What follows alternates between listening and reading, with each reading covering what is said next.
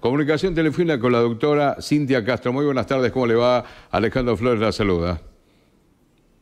¿Qué tal, Alejandro? Buenas tardes. Bueno, nos llamamos por esta polémica, por la ley, por la educación. La ley de presupuesto está suspendiendo la obligación de invertir 6% del PBI y también difiere la obligación de invertir en ciencia y educación técnica. ¿Qué piensas sobre esto?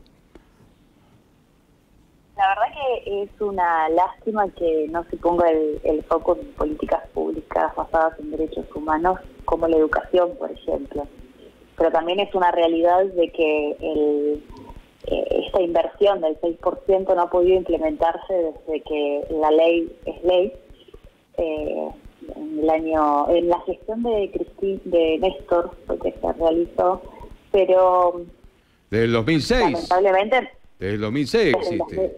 Desde el 2006. Pero sí, solo un año 2006. se la terminó respetando, solo un año se la respetó en aquel momento. Claro, se la respetó solo un año, pero las inversiones que realmente, o sea, el dinero que realmente correspondía a los docentes, a las escuelas, inversión en educativa, en programas de capacitación, no se cumplía.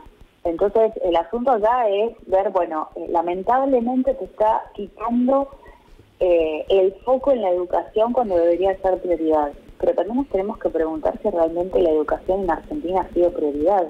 No podemos tener alumnos que entran a la secundaria siendo prácticamente analfabetos, no saben ni siquiera leer, no saben sumar, restar, no saben hacer operaciones básicas. Entonces, en Argentina tenemos que tener no solamente docentes que sepan más que los alumnos y estar bien capacitados, sino también tenemos que levantar y aumentar el nivel de aquellos que forman a los futuros profesionales. Uh-huh. A ver, las provincias, por ejemplo, mire, yo ejerzo en la Patagonia, entre Neuquén y Chubut. En Chubut, durante 5 años no existieron clases de manera regular. ¿De dónde está el dinero que debería haber estado destinado a las escuelas y a los docentes? Las clases no se pueden empezar porque siempre el análisis político de qué le falta a cada escuela en la provincia empieza en marzo, cuando las escuelas empiezan en marzo y nosotros le estamos pagando todo el año a los ministros de educación. Uh-huh.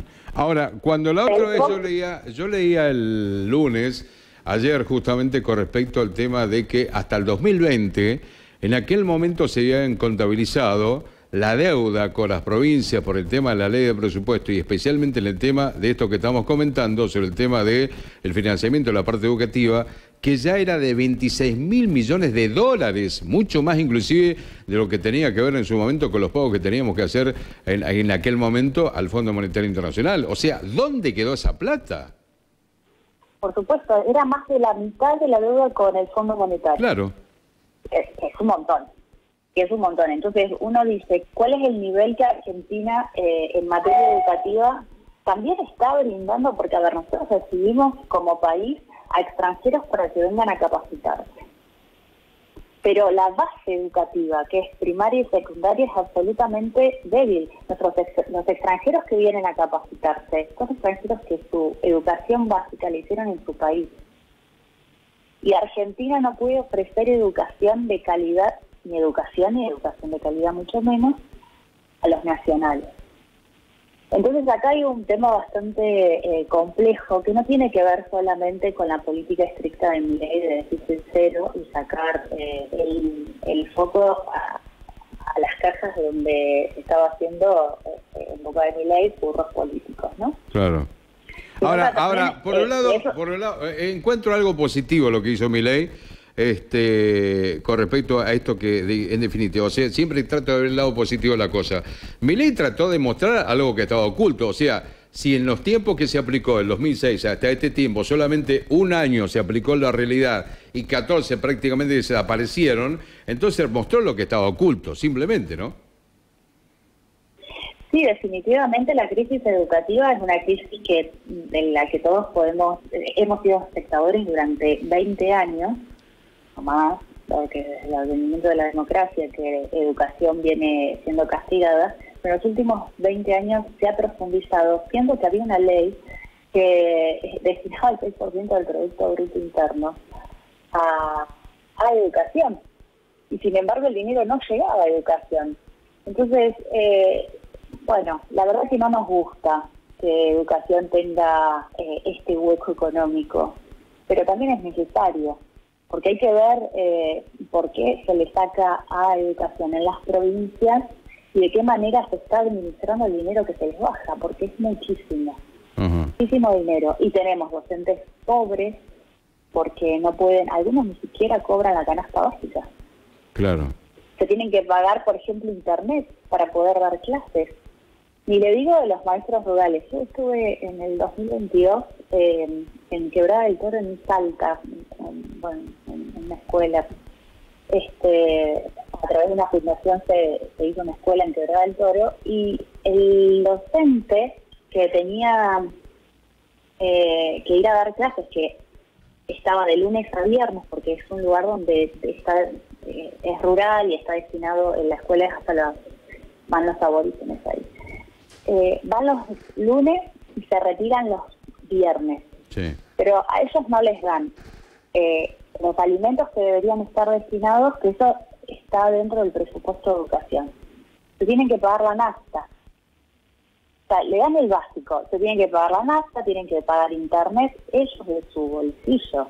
Entonces, realmente hay una cuestión bastante seria donde se ha puesto el foco, no solamente, o sea, destinar todo el dinero, por ejemplo, en la obra pública. Ahora, la pregunta que uno se hace, es que el gobierno estima que desde septiembre de este año que estamos atravesando hasta fin de año va a haber una variación mensual de inflación del 1,2%. Si nos manejamos con el supuesto, cosa que no existe porque en la realidad no está pasando de 4% más o menos que ha estimado el gobierno durante este año de inflación mensual, estaríamos sumando casi un 48%. Y el gobierno ha destinado a educación 40% para este año. Y estima, porque esta es una estimación, que el año que viene, eso lo dijo en el presupuesto, en la presentación del presupuesto el domingo, que la inflación sería del 18,3%, estamos hablando de casi 1,2%, estima entonces un presupuesto para el año que viene de 35%. O sea, si la estimación de una inflación es irreal,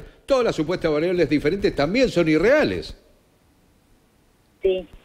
Igual Milei lo que ha hecho es decir, bueno, le saco esto que termina no llegando a educación, todo ese dinero que no llega a educación, pero va a invertir y va a destinar al Plan Nacional de Alfabetización, que lo maneja Capital Humano, justamente para que decir, bueno, por lo menos alfabeticemos a los chicos. Claro.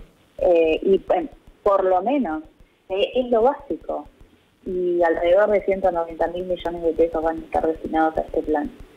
Entonces, acá se ha puesto, lamentablemente, se ha puesto y se ha echado luz a la gran estafa que ha existido. Podemos estar en contra o a favor de algunos gobiernos.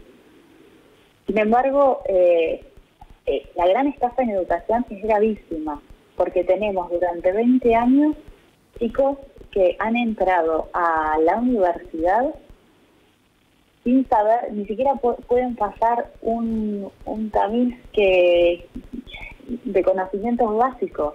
Ingresan, por ejemplo, a facultades como ingeniería, y no saben hacer operaciones matemáticas. Claro, pero acá el gran problema está, no estamos hablando de un número fijo, porque uno puede decir, bueno, 20 millones, 200 millones, tanta plata, pero lo cierto es que es importante invertir mejor, ¿no? O sea, el foco está en la asignación inteligente, invertir en tales lugares para que sea mejor aprovechado ese dinero, porque durante los últimos años lo que se ha hecho, la inversión en educación fue siempre dispersa. Sí, fue siempre dispersa y ahora también va a quedar a la luz lo que hacen las provincias. Claro. Las provincias no se pueden hacerlo, las provincias no se van a poder hacer las cosas ahora de no pagarle a los maestros porque eso lo tienen que hacer igual. Entonces van a tener que ajustarse en otras cuestiones, por ejemplo en la obra pública, que es donde mayor dinero estaba destinado, que era el gran foco político en el que se destinaba el presupuesto provincial. Y eso es en las provincias en general, lo digo, porque totalmente. Lamentablemente esto es en general. Entonces ahora el financiamiento educativo va a tener mayor claridad. Y esto es importante. Personalmente no me gustan este tipo de políticas públicas donde se saca el foco de cuestiones importantes, pero es necesario. Totalmente. Porque no podemos estar engañándonos con respecto a la gran estafa que ha sucedido en Argentina cuando vemos jóvenes de 20 años que lamentablemente no sirven para trabajo porque no están capacitados. Exactamente, no están capacitados. Básica. Cintia, yo le agradezco mucho este contacto con nosotros en este momento. Gracias por el aporte que nos ha brindado en esta nota que es muy, pero muy importante también. Muchas gracias, nuevamente. Gracias, muy amables, gracias. Cintia Castro, que es abogada especialista en corrupción también, sobre el tema de lo que anunció el propio Milei, de que va a haber un recorte, no se va a invertir justamente el 6% del PBI. Lo único que ha hecho es mostrar algo que estaba en forma invisible. Lo ha visibilizado Milei también, lo cual no va a ser en la inversión, se recorta en educación técnica, se recorta en lo que tiene que ver con ciencia, se recorta en lo que tiene que ver con educación, ahora se va a recortar el tema de la universidad pública. Señores, si nos educamos de aquí en adelante en esta República Argentina, es algo mágico, fantasioso parece.